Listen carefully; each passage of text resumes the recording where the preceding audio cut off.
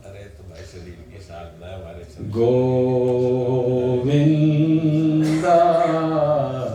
नमो नमः।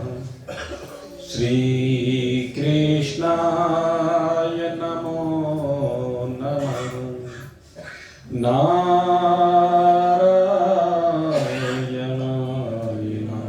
नमोस्तुते। उपस्थित परमात्मा प्रेमी सज्जन वृंद, नित्य निरंतर भगवत प्राप्ति के मार्ग पर भगवत महिमा का गुणानुवाद श्रवण करते हुए हम उनके प्रेम से ओतप्रोत होकर के जीवन की इस नैया को उनकी ओर बढ़ा रहे हैं और उनकी ओर बढ़ती हुई नैया धीरे धीरे किनारे की ओर लगती जा रही है। भव से पिंड छूटता जा रहा है और जैसे जैसे भव के रोग दूर होते जा रहे हैं वैसे वैसे उनकी निकटता अनुभूत होती जाती है। समस्त ज्ञानेंद्रियों में, समस्त कर्मेंद्रियों में गुणों से बाहर निकल करके निर्गुणत्व की अनुभूति होती चली जाती है। सर्वेंद्रिय गुणाभासम सर्वेंद्रिय विवर्जितम। कहते हैं इंद्रियां सब गुणों से बंधी हुई हैं। इंद्रियां सब गुणों की सीमा में हैं। इंद्रियों में गुण सदा ही भासित होते हैं और या दूसरे रूप में कहूं, इंद्रिय गुणों से बिना कुछ है नहीं है। प्रत्येक इंद्रिय के अपने गुण हैं, अपने धर्म हैं,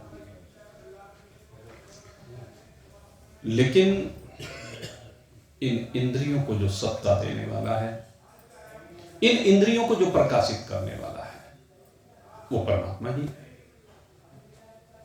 एक गुणों के द्वारा भासित इंद्रियां हैं और एक परमात्मा के द्वारा भासित इंद्रियां। दो प्रकार की इंद्रियों की हमारी व्याख्या है। इंद्रियां जब तक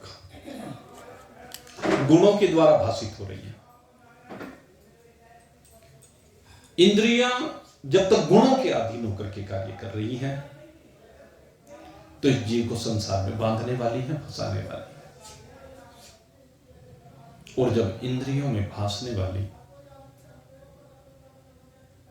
वास्तविक जो सत्ता है, जो सदा विराजमान रहती है, जिससे ये इंद्रियां गुणों में भी भास रही हैं, वो तो परमात्मा ही है। उस परमात्मा की अनुभूति इन इंद्रियों में होने पर गुणों की सीमा से जीव अतीत हो जाता है, गुणों की सीमा से बाहर निकल जाता है, क्षेत्र की सीमा से बाहर निकल जाता है, प्रकृति की सीमा से बाहर निकल जाता है।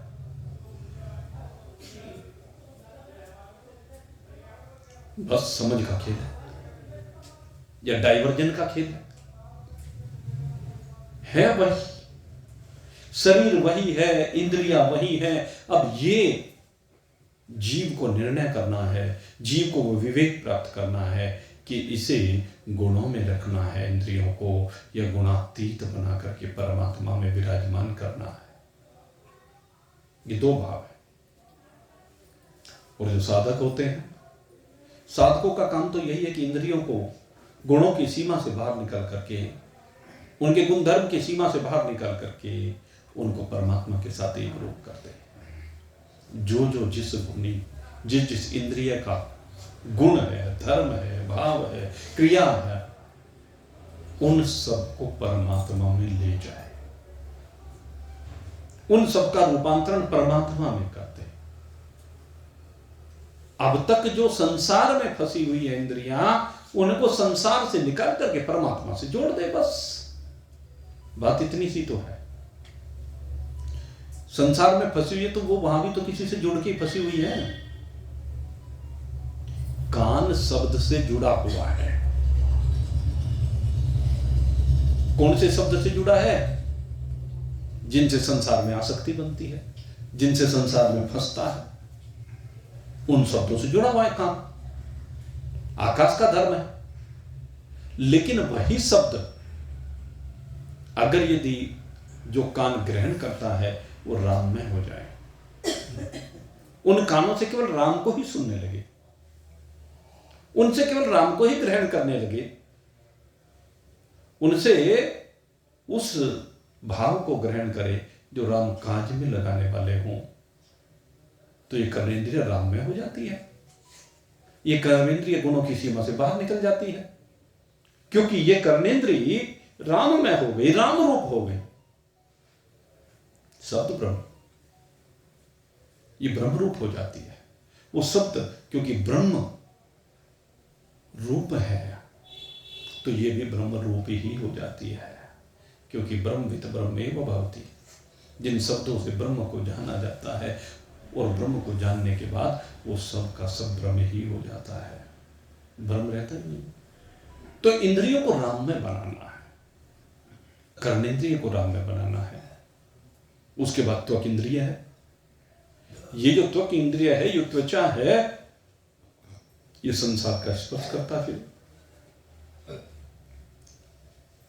संसार की स्पर्श को अनुभूत करे, कभी शीतल, कभी उष्ण, विभिन्न प्रकार के, कभी कोमल, कभी कठोर स्पर्शों की अनुभूति त्वचा करती है। लेकिन इन स्पर्शों की अनुभूति करते हुए फंस जाता है। ठंडा ठंडा स्पर्श होता है तो इसको सर्दी लगने लगती है, गरम गरम स्पर्श होता है तो इसको गर्मी लगने लगती है, और उसके कारण से ये परेशान हो जाता है। या कभी शीतल स्पर्श के पीछे दौड़ता है, कभी उष्ण स्पर्श के पीछे दौड़ता है, समता की स्थिति नहीं रख पाता है। उसका कारण स्पर्श में आसक्ति, स्पर्श में फंसाव। कभी वो कोमल कोमल स्पर्श करना चाहता है, कभी वो कठोर स्पर्श को चाहता है। विभिन्न क्रियाओं में विभिन्न प्रकार के स्पर्श की अभिलाषा होती है। कभी उसे कठोर स्पर्श प्रिय लगने लगता है, कभी शीतल मुलायम स्पर्श अच्छा लगने लगता है, उष्ण स्पर्श अच्छा लगने लगता है। चिंतन करके देखें, विभिन्न परिस्थितियों के ऊपर विचार करके देखें, तो उन परिस्थितियों में इसको दोनों प्रकार के स्पर्श प्रिय होते हैं, दोनों प्रकार के स्पर्श अच्छे लगते हैं, और दोनों प्रकार के स्पर्श इसको बुरे भी लगते हैं। शीत भी, उष्ण भी, और नरम भी और कठोर भी। आवश्यकता के अनुसार अपनी अनुकूलता को देखता है और उसी में फंसा रहता है, उसी के चक्कर में लगा रहता है। लेकिन जब इन स्पर्शों की दिशा को बदलते, कहते मुझे अगर स्पर्श करना है तो बस उन परमात्मा का स्पर्श करना है, मुझे अगर स्पर्श की अनुभूति करनी है तो उस परमात्मा की अनुभूति करनी है। ये त्वक इंद्रिय केवल भगवान का संस्पर्श चाहती है, ये त्वक इंद्रिय केवल भगवान का आलिंगन करना चाहती है, ये त्वक इंद्रिय केवल और केवल उस परमात्मा के साथ एक रूप होना चाहती है। और जब संतों के सानिध्य से ये त्वक इंद्रिय शीत उष्ण नर्म कठोर स्पर्श की सीमा से बाहर निकल करके परमात्मा में हो जाती है, तो आनंद का कोई ठिकाना नहीं रहता है। ये चक्षु इंद्रिय, नेत्र इंद्रिय, जो रूप को देखने के लिए, भांति भांति के रूप को देखने के लिए संसार में विचरण करती है। सुंदर सुंदर रूपों के अपने आधार पर, अपने भावों के अनुसार इसने कल्पना कर ली है। सबको अलग अलग प्रकार के रूप प्रिय हैं, और उसका सबसे बड़ा प्रत्यक्ष प्रमाण है, आप देख लीजिए जितने भी लोग बैठे हैं सबके वस्त्रों का रंग भिन्न है, सबके डिजाइन भिन्न है, सबको अलग अलग प्रकार का पसंद आ रहा। तो ये हमने अपने अनुसार ही तो, अपने मन के अनुसार ही तो प्रिय और अप्रिय बना लिए हैं। किसी को श्वेत रंग पसंद है, किसी को नील, किसी को श्यामल, किसी को रक्त, किसी को पीत, भिन्न भिन्न प्रकार के रंग। मुझे तो फलाना रंग प्रिय है, और ज्योतिषियों ने तो राशियों के अनुसार बता दिया कि फलाने को फलाना रंग प्रिय है, ये तेरे लिए लाभकारी रहे। उनका अपना अपना दृष्टिकोण है। लेकिन मेरे मित्रों, ये जो रंग है, ये जो रूप है, ये जो बनावट है, अगर यदि एक बार इसको अनुभूत कर लिया कि जर्रे जर्रे में है झांकी परमात्मा की, जर्रे जर्रे में झांकी मेरे राम की है, मेरे कृष्ण की है, तो उसे फिर रूप दिखाई नहीं देगा, बनावट दिखाई नहीं देगी संसार में। पंचभूतात्मक शरीरों के प्रति जो वह आकृष्ट होता है, पंचभूतात्मक प्रकृति के प्रति जो वह आकृष्ट होता है, वो जो पंचभूतात्मक प्रकृति के विविध स्वरूप को देख करके व्यतीत होता है। दोनों ही प्रकार के भाव तो हैं। भगवान के विराट रूप के एक भाग को जब अर्जुन ने देखा तो हर्षित हुआ, और दूसरे रूप को जैसे देखा, काल रूप में भगवान को देखा तो व्यतीत हो गया। कारण तत्व से न जानना। अगर काल में भी राम को जान ले, देवों में भी राम को जान ले, मनुष्यों में भी राम को जान ले, पशु पक्षी कीट पतंग सब में राम को देखने लगे, दृष्टि राम में बना ले, तो आंख को राम के अलावा कुछ दिखेगा ही नहीं। सिया राम में सब जग जाने। चराचर जगत को सिया राम में रूप से देखे, और ये महान पुरुषों के आशीर्वाद से ही संभव है। फिर उसको रंग बिरंगा संसार दिखाई नहीं देगा, उसको सारा संसार एक राम के रंग में रंगा दिखाई देगा। जैसे अभी बरसाने में होली हुई तो सब एक ही रंग में रंगे दिखाई दिए, सबके एक ही प्रिय है, और वो श्री जी है, वो राधिके रानी है, वो मेरे राधे श्याम है। वही एक रंग में रंग गए। तो दृष्टि का खेल है, सब एक रंग में रंग जाते हैं। गोरे काले का कोई अंतर ही नहीं रहता है। ये होली का ऐसा पावन पर्व होता है, सब गोरा काला, जात पात धर्म सब भूल जाते हैं। तो यही तो भूलना है, और सब भूल करके वो कहते हैं ना, लगा कर श्याम नील का रंग, वो डुबोते भक्तों को इस ढंग, कि होता श्याम ही सब का रंग, निखर कर हंसा होते हैं। ये बात लगाकर श्याम नील का रंग। चराचर जगत में केवल एक श्याम नील का रंग, मतलब मेरे श्याम सुंदर का रंग, श्याम सुंदर की छवि, उस बनवारी के अलावा कुछ दूसरा दिखाई ना दे। लगाकर श्याम नील का रंग, डुबोते भक्तों को इस ढंग। कौन डुबोता है? ये संत डुबोते हैं। संत जब भगवान से प्रेम की कला को सिखाते हैं, उनकी दृष्टि में फिर श्याम के अलावा कुछ रहता ही नहीं है, श्याम वर्ण ही रह जाता है, कि होता श्याम ही सबका रंग।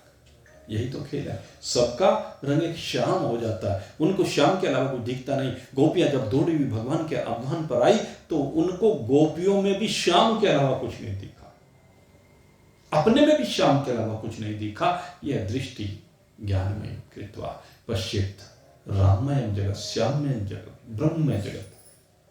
तो दृष्टि को ऐसे बदलना, ये दृष्टि राममय हो जाएगी। ये रसेंद्रिय जो विभिन्न प्रकार के रसों को लेना चाहती है। आप कितने भी प्रकार के पकवान बनाएं और उनमें नमक ना डालें तो सारे पकवान फीके हो जाएंगे। आप कितने प्रकार के मिष्ठान बनाएं, उसमें मीठा न डालें तो सारे मिष्ठान रस रहित हो जाएंगे, मधुरता नहीं होगी, धरे के धरे रह जाएंगे। लड्डू, पेड़ा, बर्फी, रसगुल्ला, इमरती, कुछ भी बना लीजिए, मीठा ना डालो उनके। तो मिठास तो उस मीठे की है, पकवानों में जो रस है वो तो उस नमक का है, लवण का है, उसी को राम रस कहा जाता है। इसी प्रकार से मेरे मित्रों, समस्त रसों में एक परमात्मा समाया हुआ है। बस ये जो रस है ना, ये परमात्मा का ही स्वरूप है। एक बार इस परमात्मा रस में डूबना सीख लो, फिर न नमकीन की आवश्यकता रहेगी, न मीठे की आवश्यकता रहेगी। परमात्मा के रस में सारे रस समाये हुए हैं। परमात्मा में ही सारे रस समाये हुए हैं, परमात्मा में ही सारे रस विराजमान है। परमात्मा में विराजमान होकर के सारे रस एक रूप हो जाते हैं। बस केवल रस रह जाता है परमात्मा में। वो मीठा, नमकीन, कसाई, तीखा वगैरह वगैरह वो नहीं रहता है। बस केवल एक रस होता है, परमात्मा रस होता है, और यह परमात्मा रस ही आनंद प्रदाता होता है। एक बार इसमें जो डूब गया ना, तो सारा संसार उसके लिए रस रूप हो जाता है। रस में है सब संसार लगेगा, जब रस में तू डूबेगा। रस में सब संसार लगेगा, जब रस में तो डूबेगा। रस में सब संसार लगेगा, जब रस में तो डूबेगा। हार जीत रस में होंगे, 3 5 रस में होंगे, फिर किसकी हार किसकी जीत। एक बार परमात्मा प्रेम में डूब करके न हार से कुछ लेना देना है, न जीत से कुछ लेना देना है। हार जीत सब रस में हो जाते हैं, क्योंकि समता जाती है। सम दुखम सुखम धीरम सौमृतत्वाय कल्पते। समता आ गई, फिर सुख और दुख की बात नहीं, हार जीत की बात नहीं, मान अपमान की बात नहीं, लाभ हानि की बात नहीं है। सब भावों से अलग हो करके केवल एक रस की बात है। हार जीत रस में होंगे, 3 5 रस में होंगे। रस में फूल और खार लगेगा, रस में फूल और खार लगेगा, जब रस में तो डूबेगा। रस में सब संसार लगेगा, जब रस में तो डूबेगा। ये ऐसा रस है मेरे मित्रों कि बस सब एक रूप हो गया। सीधी सी बात यह है, भेद दृष्टि समाप्त हो गई। मुक्ति बंधन रस में होंगे, मुक्ति बंधन रस में होंगे। हानि लाभ रस में होंगे, मुक्ति बंधन रस में होंगे। हानि लाभ रस में होंगे। लगातार रस तार लगेगा, लगातार रस तार लगेगा, जब रस में तो डूबेगा। रस में सब संसार लगेगा, जब रस में तो डूबेगा। काम क्रोध मद लोभ मोह, काम क्रोध मद लोभ मोह। लहरें सब इस सागर की। ये बहुत बड़ी बात है। जो संसार सागर है ना, इसमें जो वृत्तियों से संयुक्त अंतःकरण है, जहां से काम क्रोध मद लोभ मोह की वृत्तियां निकलती हैं, कहते हैं सब जैसे आप समंदर के किनारे खड़े होकर के छोटी बड़ी लहरों को देखते हैं, ऊंची नहरें नीची लहरों को देखते हैं, कहते ठीक इसी प्रकार से लहरें होंगी। काम क्रोध मद लोभ मोह लहरें सब इस सागर की, प्रियतम इनमें सार लगेगा, प्रियतम इनमें सार लगेगा, जब रस में तो डूबेगा, रस में सब संसार लगेगा, जब रस में तो डूबेगा। कहते जब रस में डूबेगा तो एक प्रियतम परमात्मा के अतिरिक्त तो कुछ भी दिखाई ही नहीं देगा। चराचर जगत में उसी का आप अवलोकन करेंगे। इसलिए कहते हैं इस रस को ग्रहण करो और अपने आप को रस में बना लो। रस का कवच कहते हैं आगे, कहने लगे अगर यदि आपने इस रस का कवच पहन लिया, कवच क्या होता है? जो सदा हर चीज से आपकी सुरक्षा करता है। तो एक बार इस रस का, परमात्मा रस का कवच आपने पहन लिया ना, फिर किसी भी अग्निबाण में इतनी सामर्थ्य नहीं कि आपका भेदन कर सके, किसी वायुअस्त्र में इतनी सामर्थ्य नहीं कि उड़ा सके, किसी वरुणास्त्र में इतनी ताकत नहीं कि आपको गीला कर सके, किसी भी अस्त्र शस्त्र में इतनी ताकत ही नहीं है कि भेदन हो सके।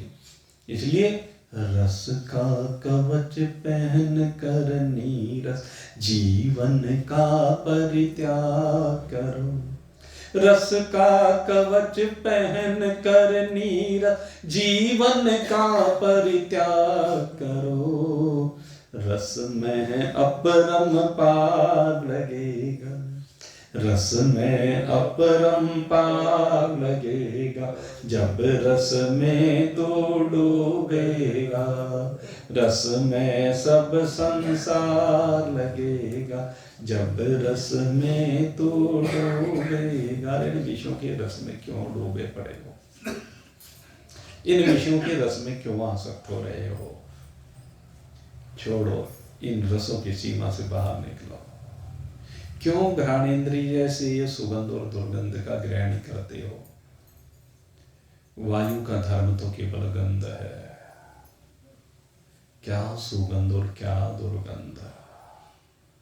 मेरे मित्रों, वो कहते हैं कि अगर यदि गंध का ग्रहण ही करना है तो बस एक ही गंध है जो निरंतर आपको अनुभूत हो, और वो है परमात्मा सानिध्य की। क्योंकि गंध सब में समाई हुई है, लेकिन परमात्मा की जो गंध है, परमात्मा के सानिध्य की जो गंध है, वो आपको उन्मादित कर देगी, वो आपको आह्लादित कर देगी। तो उसको ग्रहण करो ना। ये पांचों ज्ञानेंद्रिय शब्द स्पर्श रूप रस गंध को डाइवर्ट कर दे। इन पांचों इंद्रियों के माध्यम से जो आप ग्रहण करें इन गुणों को, तो गुणातीत बनकर के ग्रहण करो। और ठीक ऐसे ही जब त्याग करो तो भी गुणातीत बनकर के त्याग करो, क्योंकि जो ग्रहण करोगे त्यागो भी वही। और होता भी यही नियम है। आप मशीन में जो चीज डालोगे उससे निकलेगी तो वही, उससे वही तो निकल करके आएगी। प्रोडक्शन तो वही होगी। वो है कि रूप बदल करके कर देगी प्रोडक्शन बस। तो प्रोडक्शन जो है ऐसी होने कि बस वो भी राम में हो, वो भी राम रूप हो, वो भी राम के अतिरिक्त कुछ हो ना हो। आपकी इंद्रियां, ये कर्म इंद्रियां राम को ही उत्पन्न करने वाली हो, राम को ही आपके जीवन में समाहित करने वाली हो, और दूसरों के जीवन में भी उस राम को ही प्रदान करने वाली हो। आपकी वाणी ऐसी हो जाए कि बस इस वाणी से केवल राम का ही गुणान्वाद हो। इस वाणी के द्वारा जो शब्द परोसे न, तो वो केवल राम रूप हो। परमात्मा के अलावा कोई शब्द किसी को परोसे नहीं। और नहीं तो भाई अगर गंदगी परोसोगे तो वो तो फिर परिणाम भी उसका वही होगा, कर्म प्रधान विश्व कर राखा जो जस करें सो तस पंजा। गाली आवत एक है, उल्टत हो यानी कह कबीर मत उलटिए वही एक की। जिसने गाली भी आपको परोसी है, उस गाली को भी परिवर्तित कर दीजिए भगवान के नाम के साथ। वर्ण ही तो है, अक्षर ही तो है। इन वर्णों के रूप को बदलना इस वाणी से। वाक इंद्रिय की विशेषता यही है। और महान पुरुष क्या करते हैं? यही तो करते हैं। भगवान आते हैं तो यही तो करते हैं। ये जो श्रीमद् भगवत गीता का उपदेश चल रहा है, भगवान ने क्या दिया? ये वाणी का प्रसाद ही तो हमें दिया। अपनी वाणी से ही तो प्रसाद दिया है। गोपियों ने जो वंशी वादन सुन के समर्पण किया, वो क्या है? ये वाणी का प्रसाद ही तो है भगवान की। जो सब बावरी होकर के दौड़े चले गए। महान पुरुषों के पास इतने भक्त दौड़े चले जाते हैं, क्यों? अगर वो गालियां देने लगे तो कोई जाएगा क्या? रोज ताने देने लगे तो कौन जाएगा उनके पास? रोज आपकी बुराई करने लगे तो कौन जाएगा उनके पास? न वो किसी की बुराई को ग्रहण करते हैं, न किसी की अच्छाई को ग्रहण करते हैं। अपितु भलाई और बुराई दोनों की सीमा से बाहर निकाल करके आपको राममय बनाते हैं। कहते जब राम आपके अंदर प्रविष्ट हो जाएगा तो भलाई और बुराई दोनों की सीमा से बाहर निकल करके आप गुणातीत हो जाओगे। इसलिए वाणी का प्रसाद राम हो। वाणी के द्वारा जिसको जो भी आप प्रदान करें वो राम प्रदान करें। ये हाथ जिनसे आप संसार के सारे काम करते हैं, तो ये हाथ कैसे हो? जो उपदेश हनुमत लाल ने दिया विभीषण को। हाथ किस लिए मिले? कहते काम करने के लिए मिले। कौन सा काम करने के लिए मिले? किसी की हत्या करने के लिए नहीं, किसी को मारने के लिए नहीं मिले हैं। कहते ये हाथ मिले हैं, चलो मारने के लिए नहीं मिले हैं। अजय हम तो मौज लेते हैं, हम कुछ करते ही नहीं। भगवान ने कहा ये भी गड़बड़ है। कर्मण्यवा अधिकारस्ते, तेरे हाथ में कर्म करना है। मां फलेषु कदाचन है, कर्म का फल तेरे हाथ में नहीं है, इसलिए तो कर्मणि मत हो जा। कर्म करना पड़ेगा। विभीषण को यही कहा हनुमान जी ने, तुमरो मंत्र विभीषण मानो। काम तो करना पड़ेगा। अगर काम नहीं करोगे तो फिर तो जो दूसरों की ओर उंगली उठा रहे हो तुम उनसे निकृष्ट हो गए।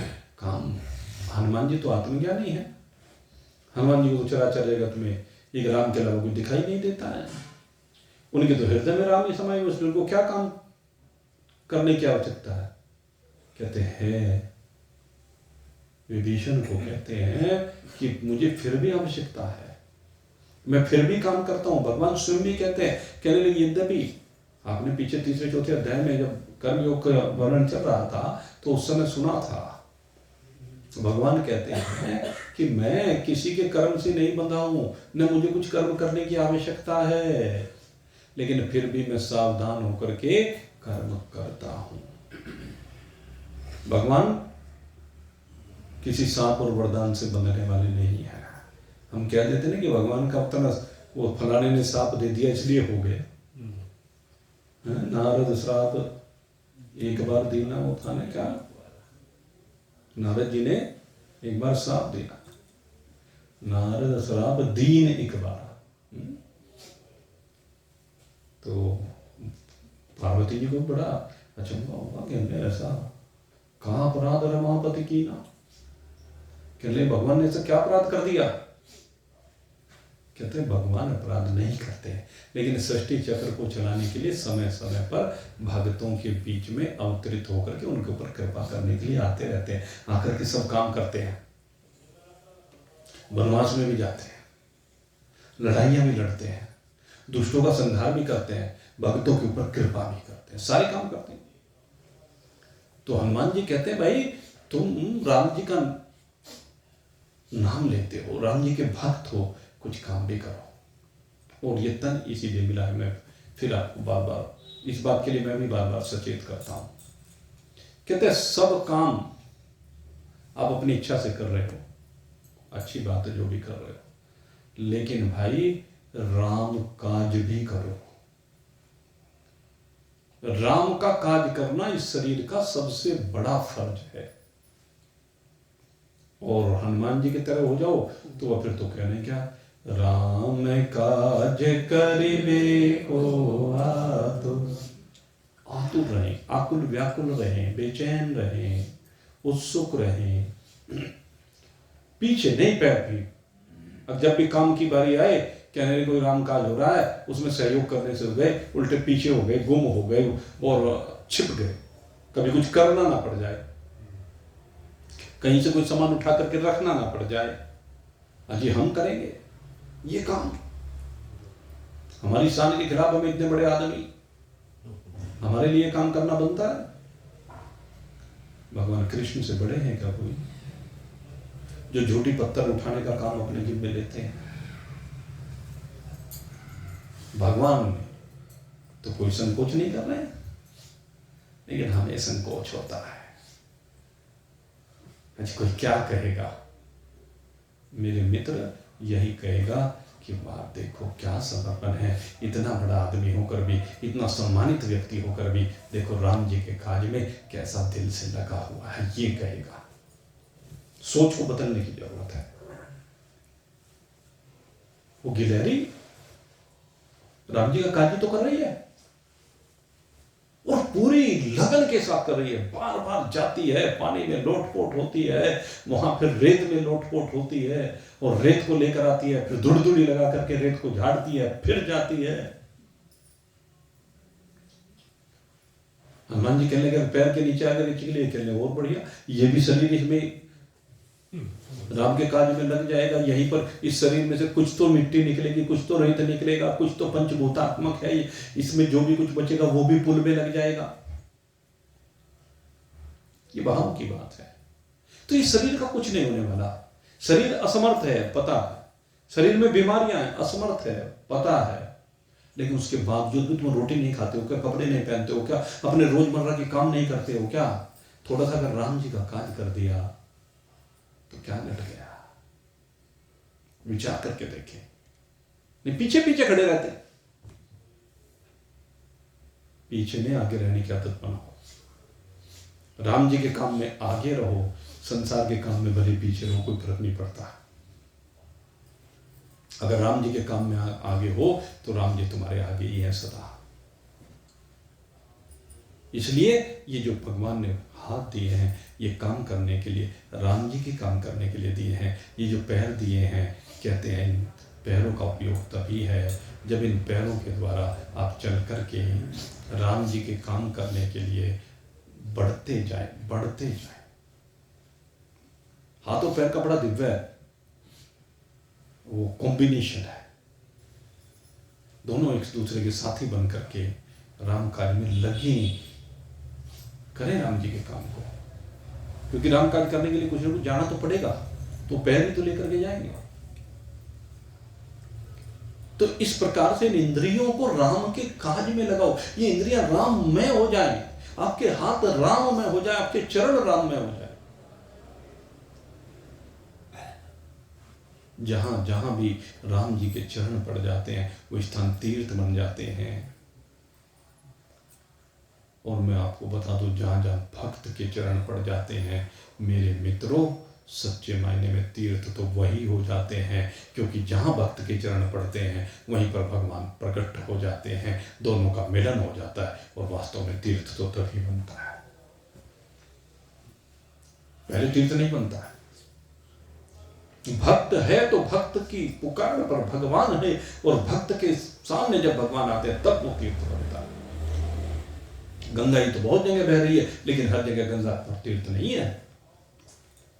तीर्थ वही है जहां पर भगवान के किसी भक्त ने भगवान को पुकारा, भगवान प्रकट हुए, और वहीं पर गंगा जी का वो किनारा तीर्थ बन गया। विचार कर ले, हरिद्वार से चल करके गंगा जी जब सुख तीर्थ में आती है तब तीर्थ बनती है। फिर बीच में भी कोई तीर्थ कहते हैं क्या? सुख तीर्थ से चल करके गढ़मुक्तेश्वर पहुंचते तो वहां तीर्थ बनता है, बीच में तो कहीं तीर्थ नहीं बनता है। यहां से चल करके आगे जाकर के मेरे विचार से बस आगे फिर प्रयाग में जाकर के तीर्थ बनता है। गढ़मुक्तेश्वर से प्रयाग तक, प्रयाग से फिर काशी जी, हर जगह तीर्थ नहीं है। तो तीर्थ वहां बना जहां भक्त है, क्योंकि भक्त के साथ भगवान खड़े हैं, इसलिए तीर्थ बनता है। इसलिए हाथ और पैर दोनों भगवत कार्य में लगाना चाहिए। ये जो हमारी कर्मेंद्रियां है ना, ये सारी राम में हो जाए। उपस्थेंद्रिय है, रस का त्याग है। रस का त्याग हो, लेकिन कौन से रस का त्याग हो? कहते वो रस जो निरस है, वो रस जो त्याज्य है। मेरे मित्रों, ये उपस्थेंद्रिय भी काम इंद्रिय की बजाय रामेंद्रिय बन जाए। ये उपस्थेंद्रिय, ये भी राम की उत्पत्ति की द्योतक है। शांभु मनु और सतरूपा दोनों नैमिषारण्य के पुनीत पावन धारा पर विराजमान है। बड़ा दिव्य तप किया है, और तप के प्रभाव से भगवान प्रकट हो गए। और भगवान से क्या मांगा?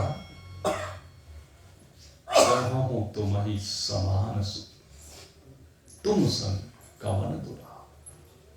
शांभु मनु और शत्रुपा, जिनको अपने स्वरूप का बोध है, लेकिन स्वरूप का बोध होने के बाद भी, क्योंकि ब्रह्मदेव ने अपने मन से इनका सृजन किया है, यहीं से मानवीय सृष्टि उत्पन्न हुई है, लेकिन मानवीय सृष्टि को उत्पन्न करने वाले मनु महाराज और शत्रुपा जब सृष्टि को उत्पन्न करने से पहले तप करते हैं तो कहते हैं तुम्हारे समान पुत्र चाहता हूं।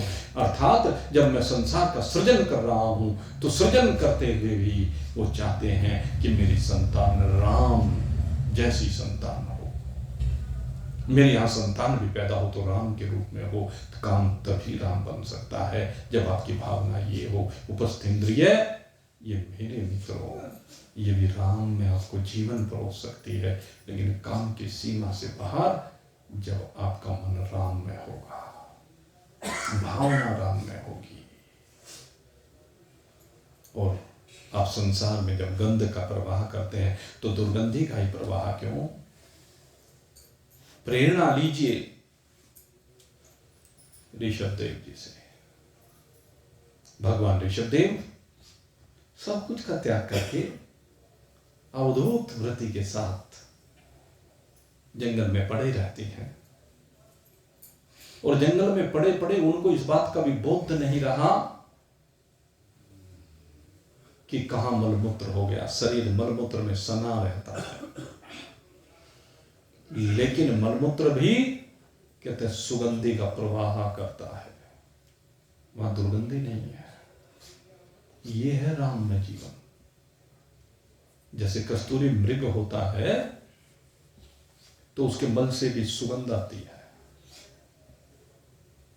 और वैसे तो हमारा भाव तो है गंध, चाहे सुगंध हो चाहे दुर्गंध हो, उन दोनों की सीमा से बाहर निकल करके आपके जीवन में एक ही बात सुननी चाहिए, और वो बात राम जी की होनी चाहिए। वो सुगंध राम जी की होनी चाहिए, राम प्रेम की होनी चाहिए। राम के भक्तों के द्वारा जब राम का गुणानुवाद किया जाता है तो उस गुणानुवाद से प्रवाहित होने वाली वो राम में सुगंध होनी चाहिए। अपने जीवन को मेरे मित्रों राम में बनाना है। यही बात भगवान कह रहे हैं कि गुणों की सीमा से बाहर निकल करके इन गुणों को प्रकाशित करने वाला, इन इंद्रियों को प्रकाशित करने वाला, सर्वेंद्रिय गुणाभासम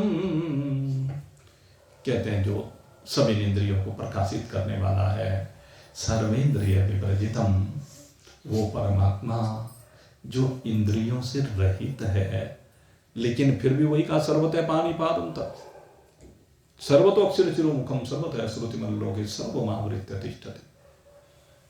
इंद्रियां नहीं है, लेकिन फिर भी सारी इंद्रियां सब जगह पर हजारों लाखों इंद्रियां उसी की हैं। कारण होते हुए भी नहीं है, उसका कारण है असक्तम। वो परमात्मा सदा ही असक्त है, अनासक्त है, कहीं चिपका हुआ नहीं है। सर्वभृत्येवः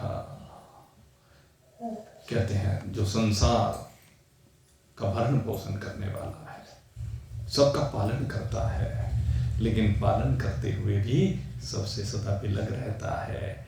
निर्गुणम, जो बिल्कुल गुणों से रहित है, कहीं गुण उसको स्पर्श नहीं करते हैं।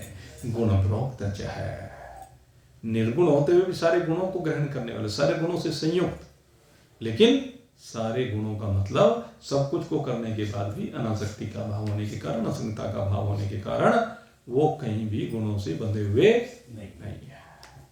और यही भाव आपका होना चाहिए भाई। जो साधक हैं उन्हें गुणों की सीमा से बाहर निकलना है। साधक जब तक गुणों की सीमा में रहेगा तब तक फंसा रहेगा, और साधक जब गुणों की सीमा से बाहर निकल जाता है, शरीर जब तक है, शरीर को राम काज में लगाना जरूरी है। और राम काज में अगर लगाएंगे तो कल्याण, और राम काज में नहीं लगाएंगे तो भाई फिर तो क्या है, फिर तो मलमूत्र के समान ही तो है, वो क्या है, विनिष्ट हो जाने वाला है। किसी भी महान पुरुष को देख लीजिए, महान पुरुष साधकों में से निकले हैं।